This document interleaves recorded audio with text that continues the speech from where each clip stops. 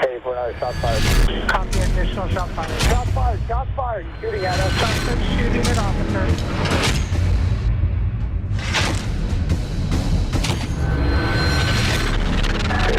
Down. He's at the base of the stairs, white t-shirt, white male. Coming to you from Northern California. Negative K, nothing further, just This is the Shots Fired Podcast. Back on that town property case, Smoky 76. With your hosts, Sergeant Kyle Schoberg, retired police officer Mark Redlich, and Deputy Billy.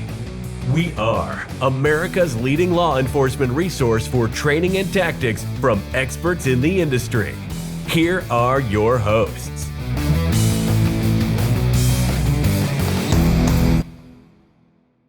Hey everybody, welcome back to another episode of the Shots Fired Podcast. We hope everyone had a great year this year in 2022. I know we did. We hit our benchmark goal of 5,000 YouTube subscribers, so thank you to everybody that has subscribed to the channel. Thank you. Honestly, I think we've come a long way since the kickoff of this whole thing and kind of our journey of why we started this podcast and kind of where we've gone with it. So truly, without your guys' support, we wouldn't be sitting here at this new awesome table that we had built for the show. So thank you, Braden, for building this. Kelly Woodworks is the guy that built us this table. He's a current law enforcement officer. He's a canine handler, and he also made the flag behind us. So turned out great. We love it. Excited. So. All right. Well, this year was great. We had a lot of great guests on, and we'd like to thank everybody who contributed to the show, from sponsors to our guests to all you guys. I want to thank you guys and obviously our subscribers. I think. Yeah, we have met some pretty interesting people along this way. We've traveled to several different states. We've met some awesome people doing this. Honestly, I think every episode that we do, I'm always learning something from something that the guests bring to the table. So yeah, and from us, because Billy and I teach you quite a bit. Yeah, right. No, I mean, yeah, that too. Yep. Pretty much. Yeah, no, seriously, it's been awesome. So we hope you guys have been enjoying it. We get a lot of messages on social media, Instagram, and a lot of emails through our shotsfiredpodcast.org website. And we read every single one of those. We share them with each other. And most of the time, I should actually say all the time, they're always like inspiring messages, people thanking us for putting the show together and doing this. So honestly, for everyone that's sent us a message, email, truly thank you. It does kind of motivate us to continue doing this. So we put a lot of energy, our own money, to make this happen. So I think that's the most rewarding it is that I've gotten from it, is when you read those messages from people, and we do get a lot of those. It is very rewarding. So those that have reached out, like, that's really cool. Thank you for doing that. It's nice and humbling. No, All right, make sure you check out SWATconference.org. They've opened the registration for next year, 2023. They have 3 locations: Washington, D.C., New York, and Nashville. So go check it out. If you guys want to get registered and go to one of their conferences, we are going to be at the New York location this year. It's going to be in April. Mark and I are both going to be teaching a class there. So go check it out. Registration's now open. You guys, we've been to these conferences. They are awesome. They're huge. So go check it out. If you're on a tactical team or involved in tactics in any way, get signed up and go to these conferences. They're awesome. It won't disappoint you. We do want to thank today's show sponsor, GC Shield Company. Guys, this is a awesome shield out there in the market. It's one of a kind. It's lightweight. It's a perfect size for anybody that's in law enforcement. It fits perfectly in a patrol vehicle. And what we're going to be talking about today goes right in line with why you should have a shield. So let's see what they have to offer. When responding to active shooter situations where you can't wait for SWAT and every second counts, GC Patrol Shields got you covered. Half the weight of other shields, so they are easier to transport, retrieve, and deploy. Has an unrivaled ability to stop edge shots, absorb multiple rounds. GC Patrol Shields are lightweight for enhanced mobility and can easily be connected to create a shield wall or barricade. GC Patrol Shield. Strongest, lightest, most resilient. Today's show, guys, we're going to be talking about an acronym that we like to use called SIPA. It stands for Containment, Identify, Plan, and Act. And this is something that I teach in all my classes that I do. And basically what it is it's just by default, if you use this acronym, SIPA, it's going to make you slow down on calls. And you can use this virtually on almost anything. If you're a brand new officer out on the street, if you're a seasoned officer, a canine handler, and I use it as a supervisor, really, I think it just forces you to slow down, kind of feel out what you got, and utilize your resources appropriately so that you guys can handle calls efficiently, safe, and the most practical. So we're going to break each one of these down for you guys and give you our thoughts and opinions on each one, slowing things down. When you have a rapidly evolving situation and you're under stress, remembering SIPA keeps you in track, and it's something you can think about.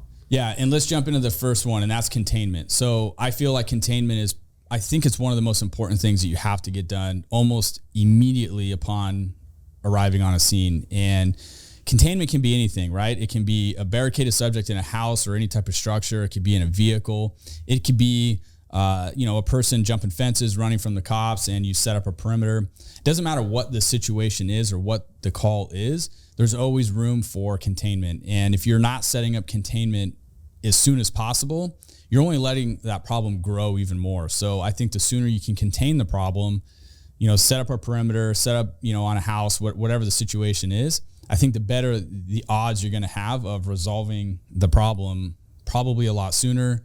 But you're able to at least mitigate that problem from, either escalating or growing into an even bigger problem, just by merely containing it. So rule number one, in my opinion, and that I like to use, is just set up containment, get it done fast, and from there you can move on. And I think that with anything in this plan, it can change. Like you can get to the IPA or whatever, maybe not so much the A, but you have to move back up to the top and go back through, where containment can change. Different things can happen throughout it that you have to adjust. You have to be adjustable and fluid in this profession, especially. Yeah, because if things are going to move, you definitely have to be able to adjust, your containment, your perimeters, especially for you canine guys, if you're out there doing searches or whatever, and let's say the bad guy breaks perimeter, you have to be able to start adjusting that perimeter and then continue on with your search. So it does have to be adaptable. You have to be able to move it. But it is important. Yeah. And even like you look at, maybe you have a house and the house is contained, and now you start learning some new stuff, like could have a firearm or a long gun or something like that. Now your containment, okay, now I need to get neighbors out. I need to get things contained. I need to further this thing out where, it's always moving. Yeah. I think I think the biggest foundation is containment. And also part of when you're doing like proactive work, if you make a bike stop or a pedestrian stop or a traffic stop, considering what your containment would be in the event someone were to flee or try to run, because I think that'll make it easier to do that. If even when you're contacting general public, you're looking at containment, like where's my body positioning? How do I prevent somebody from running? Like that's, even if you're not setting a perimeter, I think you should be considering if I have to do that. Yeah. And I think another thing that comes with the containment piece is making sure that you're not, congesting ingresses and egresses with patrol cars and all these things that are going to prevent resources further on down the road from getting to you, like maybe armored vehicles, EMS, fire, all that stuff, which we'll get into in a minute. But so the containment piece is crucial, but I think also how you set that up is going to severely impact the call later on down the road if it gets to be too congested. So you do want to think about those things while you're doing it. I think Mark brought up a good point. Like I wasn't even thinking about contain, like simple stop of a pedestrian or something like that, and your partner's there with you. Okay, your contact cover can be that's a form of containment, I would say. Yeah. Is okay, Mark's talking to the guy, and the only way of egress that I can see, or the best way of egress that I can see, is that he's going to turn and run for Mark. So I'm going to put myself in a position of advantage if he decides to take off and run. And then again, I'm like, why is he running? But I think that it can be very small or very big incidents. Even traffic stops, the way you position yourself near the car or by the car, if you pull people out, you have them sit on the curb, stick their legs out, like lock their knees straight, cross their ankles, like. Yeah, that's a level of containment. Totally. You're containing that person. Handcuffs. Yeah, you're right. Back of your car. Totally. I mean, those are all containment, I think. Yeah. I think it goes microscopic to even larger to the perimeters and setting, Yeah. So don't overlook it. And look, in today's world, with how violent people are towards the cops nowadays and how many people are shooting at officers, I mean, if you have someone that even runs from you on foot, and you lose sight of them, I would just stop. You should just stop immediately, start setting up your perimeters and containments at that point. Don't chase the rabbit. I've been a victim of that, right? Where, I was in a foot pursuit and a guy turned around and started shooting at me. It's just not worth it. So I think that's a great point. It may start out microscopic, but it could grow into something huge. Well, and then I think that you'd have to identify what you have next. Yep. And then once you identify, your containment can change. Yeah. Also. Yes, absolutely. So, we mentioned handcuffs and, back of the seat or something like that. If you have probable cause to believe that you can detain them, then detain them. If you don't, then obviously that's not a containment. You can't detain them. Yeah. Right. So I think it's very important to identify what you have. And when it goes to maybe a barricaded suspect inside of a house, or subject, we'll call it, they're inside the house and, they're the suspect of a violent crime. Okay, now we have something that we can start to move forward with. Whereas if now they're 5150 or a mental health issue, maybe you're identifying that, okay, that's not really a crime that's happened. We want to try and help this person, but at some point maybe we're walking away from it. So identifying what you have and what they may have too, I think, is identifying. Where you move from there. Like if suspect and he was holding his waistband when he ran away. Okay, now I'm identifying I have a suspect. He ran from me. So why did he run from me? And now I saw him reaching for his waistband. Okay, now I'm thinking, me personally, I'm thinking, okay, there's a good chance he has a gun, or at least that's going through my head. So I'm identifying some of the things that are here, there, and I need to put those out to people responding. For sure. And you know what? If you guys are going to calls and, I don't know, whatever the call may be, maybe there's some type of violence involved in this call that you're responding to, you guys should be, I don't know, I know cops have it different everywhere, but if you could do it on your computer and see if these people have guns registered to them, you should be asking your dispatchers, hey, are there guns registered to that individual or that house that you're responding to? Do all these little things while you're en route to the call, so that, number one, you're only helping yourself out, so that when you get there, you have at least a general idea of who you're dealing with. We're super lucky where we work, where you can pull up someone's history, what they've been arrested for, virtually everything about them right here on our computer. If you don't have that capability, I would imagine your dispatchers have that option. So just ask. Sometimes I know maybe they get a little bit annoyed because it's a little extra work for them. If you just explain it to them why you're asking for those things, I think everybody understands. Or if you're a 2-person car, I mean, that could be it too. Like, I mean, I think, first of all, I think that if you're driving to, especially a critical incident where you're probably going code or fast or something like that, you should always be worried about driving. Drive there and then worry about the computer later. Unless hopefully you're getting updates in the radio, or they could be coming up on your computer. Maybe you need to glance at that stuff. But other than that, I don't want my responders that are getting there quick going like, okay, who's so-and-so and why are they this? Yeah. But I think that it goes with identify. So identify could be the first stage of this. Like, I don't think there's necessarily an order where you're contained. Like, you're identifying some of the things as you're showing up. Sure. Yeah. No, or before you're, point. And that could be dispatches identifying these things, asking the right questions too. Yeah. That's going to change your containment. Is what do we have?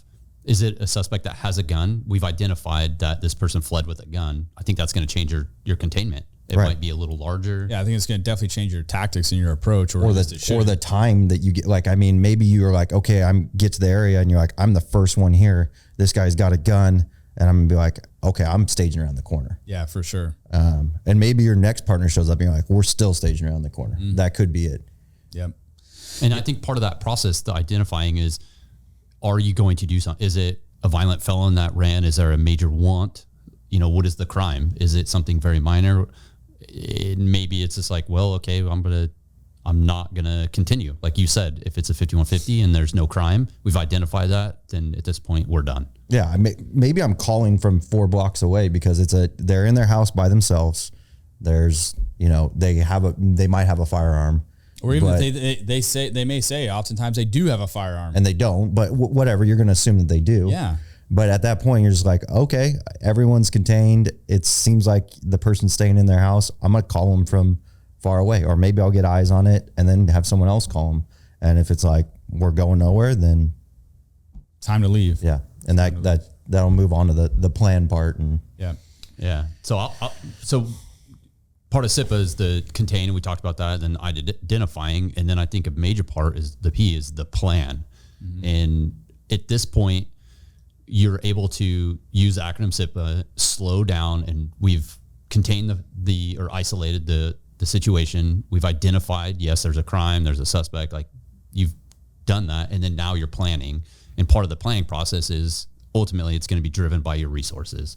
Yeah. And your resources are simple. It's what patrol officers do you have access to? How, are you in a rural area and you have 2 officers, or are you in a inner city and you have 8 patrol cars driving to you and a helicopter overhead, Yeah. And then you have canines coming. That's going to change your plan, is the resources. Yeah. Outside agencies, Yeah. And really part of the identification is you've identified something. Maybe your resources, you need to start requesting more and getting more resources. And that may be a lengthy process, but you're going to get that, you're asking for that. And I think that goes like I'm saying, is that this order that we put in, it's a good order, but okay, now you're like, I have resources. The containment changed. I need more containment. Yeah. Okay, now I need more resources. Yeah. Or I've identified that he has a long rifle or a assault rifle of some sort. Okay, now I need armored vehicles. Maybe I need a SWAT team. Whatever it may be, you're always kind of moving through this. Yeah, things are always evolving. Yeah. Yeah. And I think if you're stuck in the moment and you're thinking about what's happening now, I think you're already behind the 8 ball. I always like to think at least 1 or 2 steps ahead. If this happens, what are we going to do about that? Or if this happens, what's going to be the contingency plan for that? But don't make sure that you're not just, thinking in the moment. You should always be thinking at least 1 or 2 steps ahead. And then, a lot of times what I see often forgotten is the stage of fire and EMS. Even if nothing has even happened yet, you haven't even, acted upon your plan, which we'll jump into next. But that is part of the game planning is hey, get fire and EMS, have them stage. They're there in case you need them. It just makes their response time that much more short. And if you had a command post set up, you probably are going to want some representative from the fire department or EMS at your command post. And so that, that's the whole part of command and control is you guys are communicating with each other, because there's a lot of things that fire is not going to do, right? In a hot zone or whatever. Mm-hmm. So you have to plan for those things. If you get an officer down or a victim or whoever, being able to have a plan in place to pull them out and know exactly where fire is going to be staging to get the victim to, that's crucial. But if they're not there and those things aren't discussed, then that's just like, one more stressor that you're going to have to deal with if the time comes. And then one more thing that you're going to have to do and try to coordinate after the fact. So include your fire and EMS into your game planning. And I also think that it's really important that, say you are the incident commander, and that could be an officer. At some point it is an officer. Absolutely. Yeah. You could start out usually like that, at some point it is an officer or deputy or whatever, and then it moves up sergeant, lieutenant, captain, chief, whatever. Maybe that's where it goes. Listen to your resources, which are your partners and stuff too, where, maybe you weren't thinking about EMS. Like I'm thinking about why this guy's popping rounds off at me right now. And that's like, oh darn, I gotta contain this. And your partner's like, hey, we need to get EMS going. And you can be like, okay, get him going. Yeah, Simple as that. Delegation, right? Like delegating different assignments to different people, give people something to do. And in law enforcement, I'm pretty sure we said it before, but it's also something that gets talked about in one of the classes I do. And that's, if you don't give a cop a job assignment, they're going to pick something that they're going to want to do. And the next thing you know, when you have a whole gaggle of cops on scene and you haven't instructed people where to go, what to do, it just ultimately it's going to turn into chaos, because you have a bunch of individuals doing what they think they should be doing, and that there's no control at that point. And I think all 3 of us here have been on major incidents where that has occurred, and it's just absolute utter chaos, and it just spirals downhill from there. So, and then vice versa, we've also all been on major incidents, right, where the officers have been killed or shot, where things were done the right way. They contained the problem and they identified what they had. And as crazy of an incident it was. Things were done right, and it just seemed to go really fluid. And I know the incident I'm talking about, you were there. Yeah. I mean, you're talking like multiple agencies on scene for this, but it went very well. I thought it was well structured, and it was because the folks in command at that time from your department had everything dialed in. But that comes with discipline. 100%. And being able to communicate what you need, where you need it, and then the delegation of like, and it breaks it down to like your role and a responsibility and the discipline of saying, this is what we need and this is where we need it. Okay, it's evolving and it's getting bigger. People are coming. We've asked for more resources. Those resources, you need to identify where they're going. We need everyone responding from wherever to the command post, right? And wait for your assignment. And being on the radio and voicing that, you're preventing those people from independently deciding what they're going to do, which as soon as it's evolving, people are going to independently do that. But that's when you start to slow down, you use an acronym, and then you start assigning locations. And if there is no assignment, then you make sure those resources go to the command post. I think you just brought up something that or made me think about, when it comes to resources, you got to think about, so we're talking major incident here, and we have other departments coming from who knows where. Everywhere. Now we got to think about communications. We got to think about all kinds of different things. And hopefully that's not on you as an officer, or, this is going more up to the supervisor and leadership role where we're like, okay, now we need to figure some things out, because what channel are you going to? Who are we using? Are we patching things? Are we doing things like that where it's like, oh, okay, I can't talk to Mark, who's right across the table from me, maybe. Yeah. Yeah, we're on different channels. Yeah, we're on different channels. And I'm like, hey, Mark, what do you see over there? And I see you just staring down the corner. I'm like, Mark. And you're like, okay. Or you may get pertinent information from somebody on your channel. He didn't get that information because he's not listening. And now it's like, something that he doesn't. Yeah. And that's bad. Right. So part of planning is like, unfortunately, guys, like not everybody can be in the dogfight. And the higher up the food chain you go in supervisor roles, that it obviously is going to diminish more and more. And then more of your responsibility, the higher you go, is going to be logistics, game planning, and all those things. But look, if you're on scene and, you're able to kind of slow everything down and you're following this plan of contain, identify, and plan. And, part of the plan needs to be, okay, if you got multiple people on scene from different agencies and you guys can't all go to the same channel, which happens a lot with us with the Highway Patrol, California Highway Patrol. For whatever reason, their radio system, they're the biggest agency in the state, can't communicate with anybody else. So it's a pain in the ass.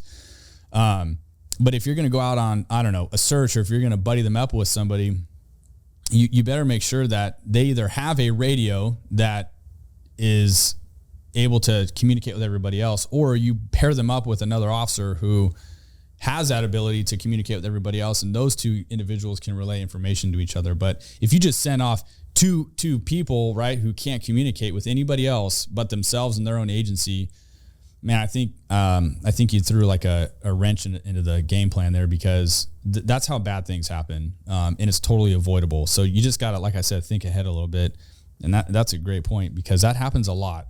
And that happened. I mean, we're talking major incident. Now we can bring it down to a smaller incident where I do have CHP coming to help me out, and there is no communication, and they're coming, they're doing this and you're doing that, and you're like, what's going on here? Whereas that's dispatch is getting involved. And for us, K9 usually kind of becomes a middleman, because they do have communications with CHP and air. If we have air, that's all. Air has, most agencies, I would say that the air has communication with pretty much everybody in the area. Yeah. At least in our area. I shouldn't speak for other areas, which is always a great resource. Where there, and those guys have the ability to, I don't know how they do it, listen to 50 different things at once. I know, it is and fly a helicopter. And look for a suspect. And there's two people up there, and you're like, how are you doing this? Yeah. They're hearing something from CHP. I don't know if it's in one ear and putting it out in the other ear. I don't know how it works, but it's amazing. Oh yeah. They're a good resource too. And that's a good point. If you guys do have air asset available to you, even if the situation's high stake situation, you're feeling like, we got to go in, but you got air en route, like just maybe pause for a little bit, wait for them to get overhead. I like to allow them to kind of do a couple orbits and fly overhead of the problem or the situation and get a bird's eye view of what's going on, and then let them relay that information back to the ground units. And then you may be altering your plan, based on the information or intel that they're giving you. So air units are a great asset. If you have them, use them. And I think that, I don't think there's necessarily, and you can disagree with me, the order of this can somewhat change too. It could, yeah. Because now let's talk about, maybe we have a pre-planned something, right? A SWAT hit, surveillance, something like that. Now, before I even do any of my plan, I want to look at my resources. Maybe my resources is my first thing that I'm looking at. Yep. And I'm going, okay, I can get air overhead before. I want K9 there. I need, maybe I don't have a Thames guy, or I need medics, EMS to stage, all these things that you could have before, and have those before. If you have the time and it's a pre-planned or whatever, if you can plan ahead, that's always great. Yeah. Oh yeah. The pre-planned events, I think, are always the best, because you're right. You do know what your resources are, and then you give assignments, everything's in place. And then if you're doing a probation search or you're doing a search warrant, everything's in place, and then you act but yeah, all of that, I think you're constantly evaluating and changing. And I think this helps for people that have to do game plans and things like, you've done I think we've all done game plans of some sort. Yeah. And those are going out to people that, we might not even know. Sometimes they're going to other agencies. So make them in layman's terms too. Sometimes don't use your own codes and your own, acronyms or whatever it is. Yeah. And I think this SIPA, right? Contain, identify, plan, and act. I think what this is going to be generally utilized for is going to be the beat cops out on patrol, calls for services coming out, things that, are. But that's true about it. Law enforcement is heavy. Like, most incidents are going to happen at patrol level first, but I think that you can adapt it to everything. Always. Yeah. You're always going to have to, you are. And you're always going to have to be able to adapt it to your environment and fluid. It could be a training exercise that you use this for, especially in K9 or something like that. Okay, I need to contain the area. I don't need my dog running around accidentally biting Mark. Yeah. Well, we did it for every search warrant. We went through this same basic format, and your containment is you draw it out. Sometimes you have the air unit go over 2 days before, take photos, or if you do Google Earth and you have air look over and it matches, you want to do your containment, and you make assignments during your briefing. So everybody knows when you leave your location, everyone has a containment. So containment's already done. And then part of your identifying is like, well, we've already identified this. We know what this is. That's a simple process. It's a search warrant and an arrest warrant. And then part of your plan is, well, we've already planned this. It's a pre-planned event. We have all our resources. You've staged medics. You know who's in charge of it, where patrol cars are parking, what vehicles are coming in, and then then you actually execute it. So I think it is pretty universal. But you're right, Billy. You bring up you're always evaluating. You have to. Yeah, and one thing, Mark, you have your officer rescue class with our training business, and one of your classes is coming up here in a couple weeks. And a part of that is, we were talking, building the class is pay attention to your environment. Billy, actually, the call that I met Billy on, we've talked about it in prior episodes, what was an officer involved shooting.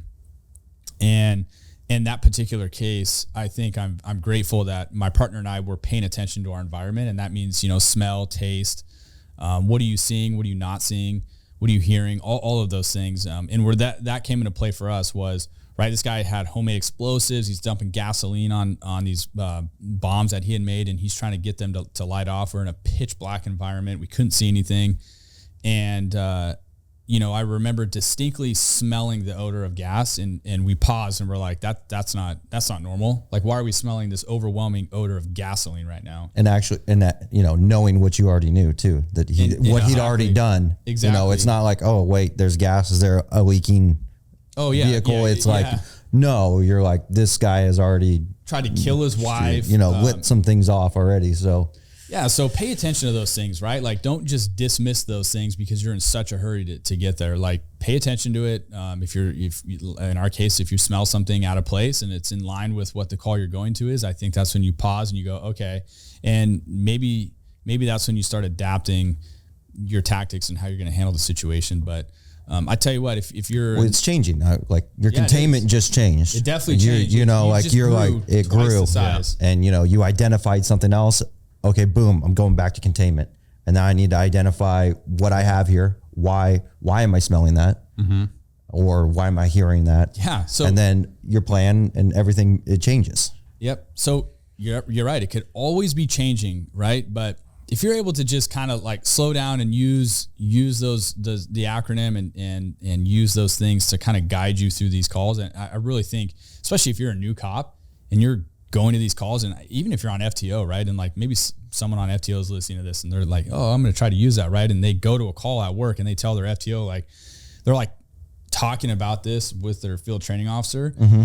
I'm telling you, you're going to impress your training officer because they're going to, you know, your level of thinking is probably way far ahead than if you're not thinking these things and you're just blindly rolling into something. And then if you're just your everyday cop out there and like, you know, you go to a pretty hot call or whatever and your supervisor shows up and you've already done a lot of these things. You've set up your containment or whatever, and you've identified what it is that you actually have.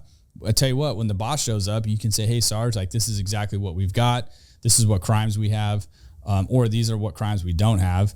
I mean, I think you're going to impress people by doing that. Yeah. And I think, you know, when you get to the act too, like people will be like, okay, I'm going to go to my supervisor and be like, you know, here's my containment, you know, I've identified this and here's the plan.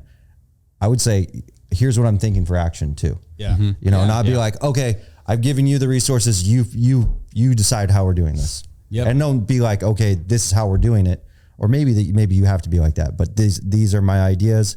This is what I think we should do. And they can be like, great. Or they can be like, that sounds great. Do we have this coming? You're like, oh yeah, I forgot to tell you, I do have EMS here, or whatever it may be. I think, do you want to kind of continue on with what Kyle was saying about the supervisor? I think if you're really doing it and you're coordinating and you're communicating, which I come back to the communication part, and you're using the radio, at some point you've got to be on the radio. And I know people are disciplined on it, but some stuff you just have to talk on the radio, and you have to let people know where certain locations are, what people are doing. You should be communicating what the crime is, the suspect description, what they're wearing. If you saw a gun, if you thought there was a weapon, all that should be communicated. And when you're doing that, the sergeant that's responding is listening, and now they're knowing, okay, everything's being taken care of. They're checking things off in their mind. The officers are handling it. And once they get there, it's like everybody is on the same page for the most part. Mm-hmm. And that's the communication with the radio. And you can even do that responding to certain calls, you know, domestic violence, lady calls, guy ran out the back door. As you're responding to that, you could be communicating on the radio, part of your containment, like this is what you're doing. Yeah. So or as simple as, I'm primary, I'm going to go talk to the lady. Next unit, I need you to go to the south. Yeah. Because he went out the back door. Yep. And, you know, this is what we have so far. I'll update you if I know more on clothing, or if it could be, I talked to her. She said, you know, he said F you, and then he ran out the back. I'd be like, oh, okay. Yeah. So you've identified that there really is no crime. Yeah. You can go ahead and, you know, look for the area, maybe, you know, talk to him. But if you got something more important, let's move on from it. Yeah. Yeah. And updating your partners is crucial, because like in that scenario, you may be thinking you're rolling to something hot and everyone's rolling, you know, code 3 license sirens. And then a couple units get there and it's like, all right, yeah, it was like nothing. It's important to put that out, like, hey, we have nothing, so that your partners that are hauling ass to get there can slow down and not get into a crash. And well, I think we've all been involved with something before where nothing's like, we have the information, guy running with a gun, and he ran out of a bank, we'll say, guy running with a gun, and everyone's going to go, a lot of people are going to be like, okay, he ran south on this road, so people start going south on this road. Well, we need somebody, probably the first person, I would say, if not always the first person, needs to go to the scene. Yes. Because then we get there and be like, no, there was no guy with a gun, or he he was inside and got a phone call and had to go run and help his wife out. And he ran out holding his phone. Yeah. Oh man, Yeah, that changes that's a great everything point. really, really quick. Yeah. Where I have units rolling code, Everyone thinking the wants to guy's with a chase the gun. bad guy, Yeah, thinking he's got a gun. And this guy's might be having a traumatic situation where he's got to go help his wife out or kid out or something. And he's got a cell phone and he turns around and points a cell phone at you, and it could be tragic, right? Where it was nothing. Yeah. No, dude, that's such a good point. And that's the whole, like, not every dog can be in the fight. Like, dude, if you're the primary, I don't even like saying, like, if you're the primary person on a call, like, you're the one that has to go to the scene first. No, like, if you're the first one that's closest to the call, you should be the one going there and establishing what exactly happened, and then broadcast that out. And then look, the officer, beat officer, whatever, that's a sign of that call. He can meet up with you later. He can take the paper, or she can take the paper, whatever. But that's why I say in a situation like that, contain isn't necessarily first. Yeah, it's gonna be identifying. It's identifying what you have at that point, but you got to go off of face value too. I have a call where a guy ran out of a bank with a gun. Okay, I need to do something about that too, but they can be simultaneous. Yeah, definitely. That is a good point, because maybe that person fired off 2 rounds outside.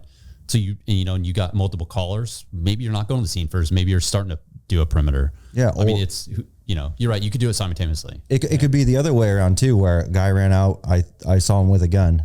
Okay. And then you get there and you're like, yeah, there was 4 guys. They had, assault rifles, and they jumped in a van and they actually went the other direction that you were saying. I thought that was south. That's north. Yeah. Oh, okay. Yeah. So again, it's just, it's just forward thinking, like always thinking ahead, what needs to get done first right now, and then build it from there. But, look, generally speaking, if you can stick to a game plan like this and have something to fall back on, even if you, like laminate something like this and have it in your pocket, and I don't know, in a stressful situation, if you can't think of what to do next, pull it out. And you're like, okay, I got containment. I've identified what we've got. Oh, okay, now we need to plan. And what resources do we have? What is going to be a part of our plan? So there's nothing wrong with that. I think a lot of supervisors, probably have something like that in their pocket. I know I use something like that. And like Billy said, it doesn't mean you're going to stick to that. It's just, it's kind of like it gives you a formula to go by, and things can always change. But I think if you can start with that, I think you're ahead of the game. And I think that, you bring up supervisor. I think everybody is a supervisor at some point. Everybody is the incident commander. Everybody is going to be that at some point. You can be a day one cop and day one cop commander. Yeah. And you're all of a sudden you're thrown into it. So don't be like, oh, that's my lieutenant's problem. That's my sergeant's problem. That's my training officer's problem. No, it could be you. I would almost say it's going to be more your problem first, and then it's going to be your sergeant, lieutenant's problem. When they're not going to be the first ones on scene for that stuff. You are. So you need to know what they're having to think of, because some of that stuff that they're wanting, you could probably take care of for them, and then pass on information on, like Mark said beforehand. I mean, the supervisor's job is really nothing if you're great. If your team is, yeah. If your team's great, it's really like, hey, I need you to sign my overtime slip. Yeah. It's 3 hours overtime. Yeah. Thanks. Yeah. I mean, it's going to be that final decision maybe, or someone to bounce ideas off of. But in the end, a sergeant or lieutenant can show up, watch commander can show up and be like, oh, okay. Yeah, they got it handled. There was a thumbs up, you got it. There's a lot of times when I'm just going to sit back. That could be it. They're just like, I'm not, you know what? I'll be here if you need something, but sounds like you got it. You'll continue to take control of this. Yeah. And that comes with the discipline on the radio, the communication on the radio, identifying what you have, discussing what your plan is, talking about how you're going to actually act on it. And if you're doing it right, and it's maybe a smaller level crime, a foot pursuit or something like that, and you're really communicating, the sergeant's listening and they're going, there's nothing for me to do. Like they're actually doing their job and doing it well. Yeah. They don't need, and to be honest, if you're doing a good job, your supervisor shouldn't be getting involved. Yeah. And that goes out to supervisors out there. I mean, if you're listening, you don't need to get on the radio and be like, I say yes, or I want to, let me put it out on the radio. No, if they put it out on the radio, you're like, okay, if they're asking you something, then answer. That bothered me more than anything when I worked in situations were evolving very fast, and you were clearly handling it, or other officers were doing a phenomenal job, and the sergeant's getting on the radio doing things, and you're like, are you even listening to what's happening? Because that is not relevant. It doesn't make sense. It doesn't need to be broadcast. You could be waiting, and sometimes supervisors feel that they just need to do that when they don't need to. And there'd be plenty of times where I can imagine where the supervisor isn't the best situated to make the decisions on something. Yes. If you think about a smaller agency who doesn't have a full-time SWAT team, you have a guy who's been a SWAT guy for 15 years, say, and he's still, he's in patrol also at that time. And there's a guy who just did whatever for a minute, or was a detective. Nowadays, he was a detective. It's like 5 years and you're a sergeant. Or he was a detective for 10 years, and he hasn't been out in the field in 10 years. Yeah. And he wants to tell the SWAT guy, hey, this is the tactics that we're going to use. Be like, see, we haven't used those tactics in 20 years. Yeah. And this is what I think should be done. But in the end, respect your chain of command. I always say that too. There's a time and a place to deal with issues like that. Maybe during a critical incident isn't that place, but hey, this is what should be done. Yeah.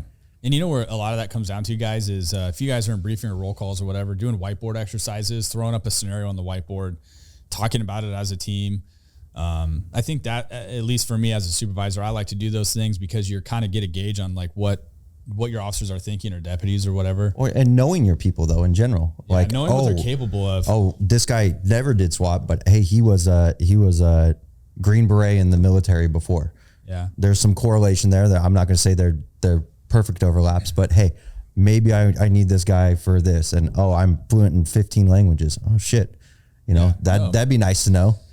Yep. Why would you not spend your time in briefing educating your officers? I guarantee you that people listening to this right now are chuckling wherever you're at. You're laughing because a lot of people don't. A lot of people waste that hour or 30 minutes to just grab. Yeah, they're not on the street. They're bullshitting because they don't want to go out on the street. Yeah, it is. I do look at briefing as that's like a free hour or half hour, however long you get to do some quality training and as a supervisor, really get to know your people. And that goes with organization though, because it's a there's thing. But there's some briefings that like generally my briefings were 10, 15 minutes. And we did training on we had overlap days where you had a whole day for training and stuff like that.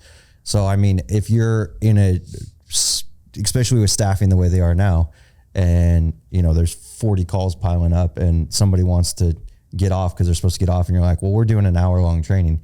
You're gonna cause some issues. Yeah, too. if there's time for it, or you can get a lot done even in 10, 15 minutes. You can run through a good little scenario in a short amount of time. But if you have the time, at least use it, right? I mean, go over this stuff because I'll tell you what, in the moment when it's happening, you don't want to try to have to think of this stuff and like what were they talking about? Like what should I be like? No, that's not the time to be doing that. You're not going to remember. So driving around in your patrol car, if you're not going to calls, you're just cruising around, like go over this stuff in your head, play mental scenarios in your head, rehearse it, and ask yourself, what would I do in this situation? And even if you have to act like you're talking on the radio and delegate assignments to other cops on calls, then I would highly suggest doing that. I do that. I do that to this day. I do it all the time. Like driving home, driving road trip or something like that. I'd be like, you're just, that's part of the plague of being an officer is it's hard to turn your mind off from being an officer, I guess. Yeah. So you're thinking about those things though. But I think you should think out loud and talk with a couple of your teammates that you're going to multiple calls with, so they're on the same page. So an interesting little side note, I was just telling Billy on the way over here. That your truck broke? Yeah, we won't tell why. That's funny. I've actually never been picked up by anybody. Yeah. Okay, so my truck may have taken a crap. Anyways. Is it really a truck though? It's like I own a truck, and that's offensive that you would actually refer to your vehicle if you're as a still truck. watching this, please, in the comments, drop below if you think a Chevy Avalanche is a truck. I vote it is. I guess my argument would be like I'm gonna get so many. I would give comments. You it because it's body on frame. I'm gonna get a lot. I don't know. A 1972 El Camino has a bed. It's an A body though. or it's a Getting off topic. Oh, Getting off topic. whatever. There's no frame. There's too much discussion over is it a truck when we've decided it's not a truck. The point is, on our way over here, I was telling him about something that happened to me on Christmas Eve. So just the other day, I'm going to a store to grab something, and lo and behold, I witness a carjacking like right next to me. And the guy wasn't armed, but there were people in the car, and he got in the car, I'm assuming told him to get out or whatever. So I'm watching this unfold, and part of me is like, do I do something? Like, should I stop this guy from taking the car? And one thing I did ask the two teenagers that got out of the car, are there any kids in the car? Because if there's a kid in the car or a baby or something like that, then I'm for sure going to do something. So you did stop once the suspect was gone. You checked on the people. Yeah. So That's nice. Yeah, in the process of him stealing the car, and they jump out of the car frantically, right? He starts to like drive off, and I jumped in my truck, and I'm trying to follow this guy and call and whatever. He lost me. Vehicle. Let's go with vehicle. Yeah, he lost me. I wasn't going to drive 100 miles an hour, run red lights like he was doing. But, well, you were identifying.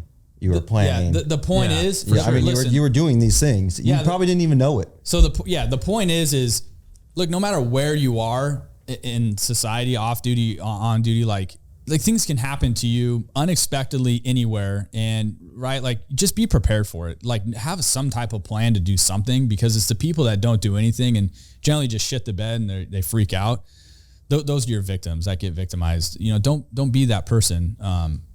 Think ahead a little bit. So like he said, dude, like we're all cops and we know these things, and like you can shut it off outside of work. I think all three of us do a really good job of that, but there are times when you be cruising down the road, you're thinking of stuff like that. But you say shut it off. I don't think you can. Like, I just don't think you can. Dim it? You can dim it. You can do a good job of controlling it.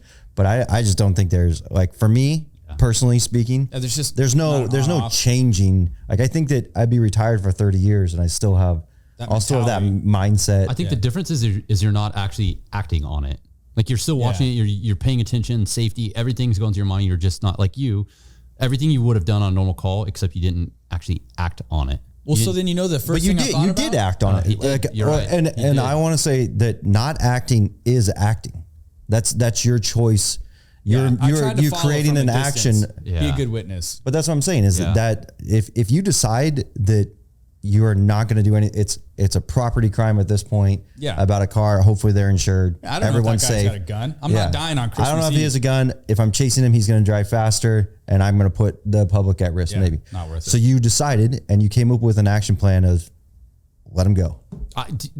That's a great point. Just because you don't do something doesn't mean you didn't think about it and decide not to do it. Yeah. That's a great point. Yeah.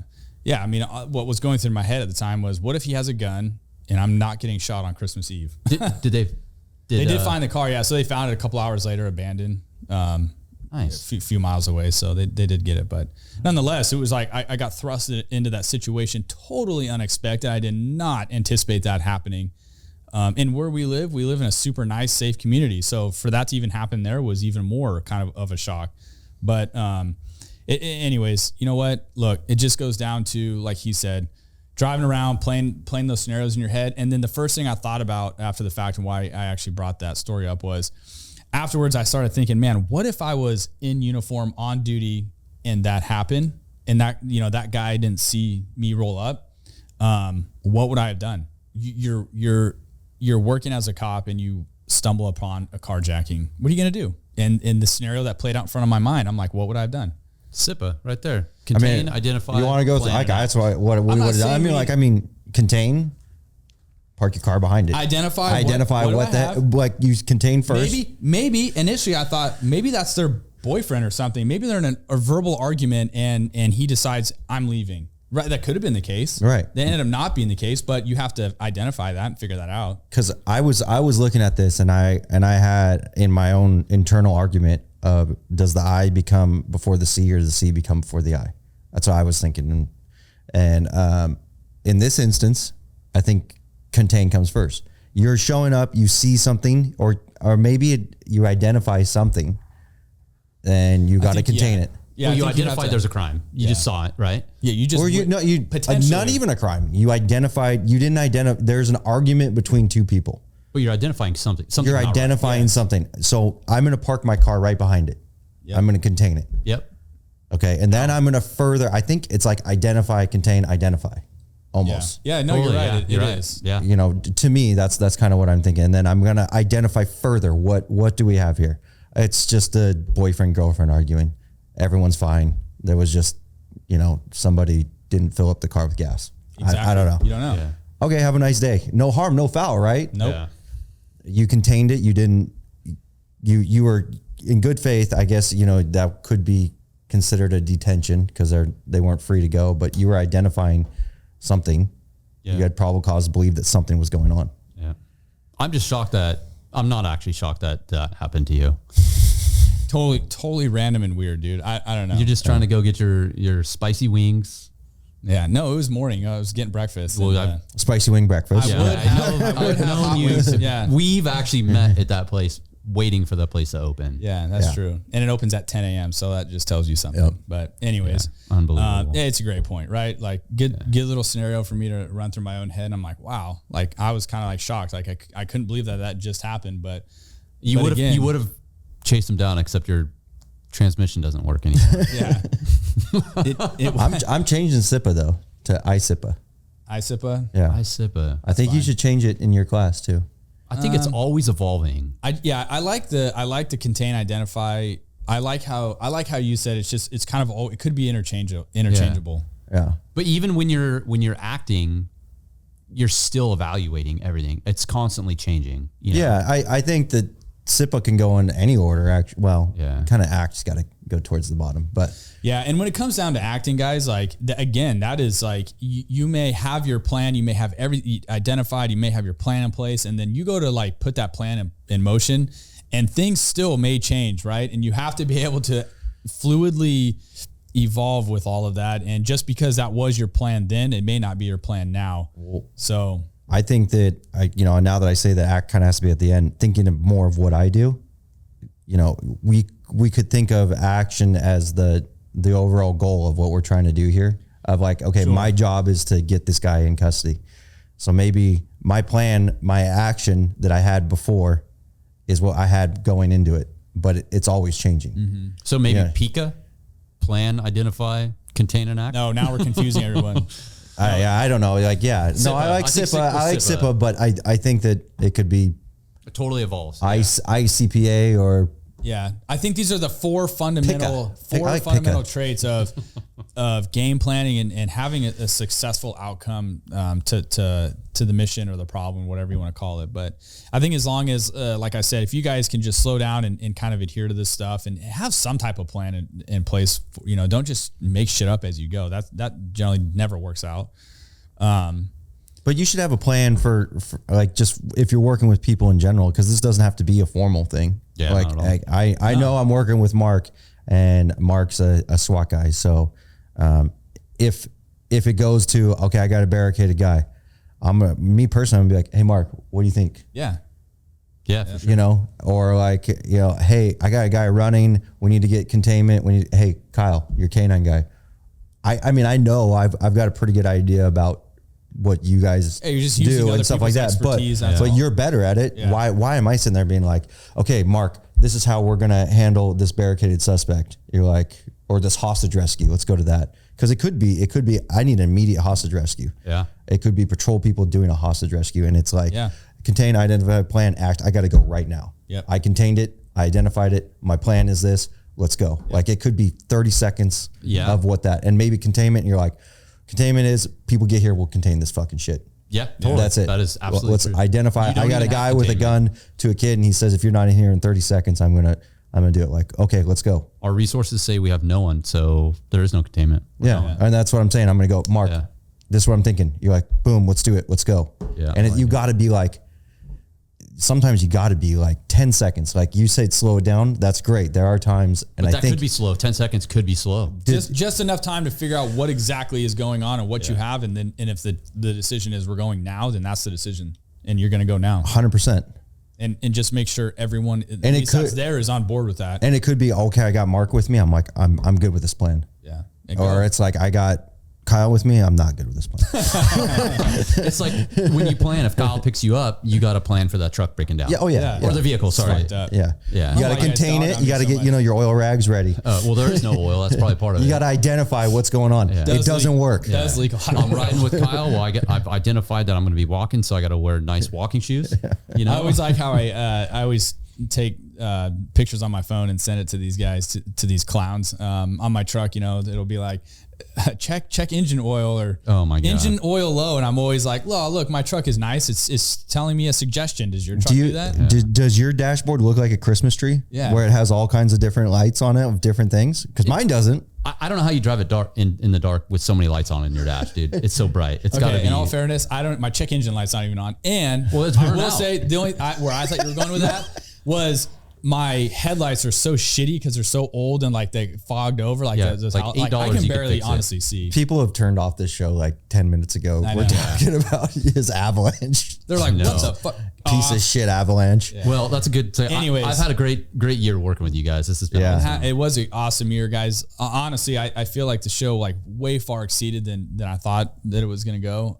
And moving forward in 2023, it's only going to we're only going to grow it.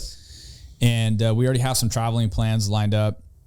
We've got, like I said, the guests that we have coming on this year or next year are going to be pretty cool. So, all right, guys, we're going to wrap this up. Hopefully you guys got something out of this. Again, it all comes down to adapting to what's going on in your environment and playing off of that. So if you can remember, SIPA, contain, identify, plan, and act. It's just an acronym to kind of give you a leg up on stuff, and hopefully have a successful and safe outcome of whatever the situation is that you're on. So we appreciate you guys. Can't wait for 2023 and what comes with that.